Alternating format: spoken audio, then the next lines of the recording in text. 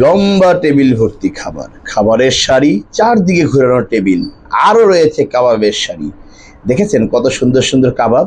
এইরকম অজস্র খাবারের আয়োজন, কালা ভুনা, লাল ভুনা, হান্ডি, কাবাব, আরও কত কিছু নিয়ে আমরা বসে আছি ইফতার করতে হিরাজির হোটেল থেকে সংগ্রহ করে। বউয়ের ইফতারি বলে কথা, খেলা দই বড়া, তার সঙ্গে ছিল মাইটি লেগ রোস্ট। লেগ রোস্টটা দেখতে অনেক সুন্দর ছিল, খেতেও খারাপ ছিল না, বেশ মজা ছিল। তবে এর থেকে মজার লেগ রোস্ট আমরা খেয়েছি। যাই হোক, এরপরে আমরা খেতে বসলাম নিয়ে কারি আইটেম। আমাদের সামনে ছিল বিফ লাল ভুনা, কালা ভুনা, তাওয়া বিফ, এগুলো আমরা খাচ্ছিলাম। খেতে খেতে আবার আমাদের সর্বকনিষ্ঠ ছোট ভাই আল্লাদু, আমার ছোট ভাইটাকেও খাওয়াই দিচ্ছিলাম। দেখেন তো আমার ছোট ভাইটাকে কেমন দেখা যায়। যাই হোক, সব কিছু মিলে এই ছিল আমাদের আয়োজন। ছিল ডিসেন্টের হালিম এবং পেস্তা বাদামের শরবত। শেষ করেছিলাম রাজন ভাইয়ের মাঠা দিয়ে। আর আমার বেগম সাহেবের হাতে চিকেন বিরিয়ানি তো আছেই।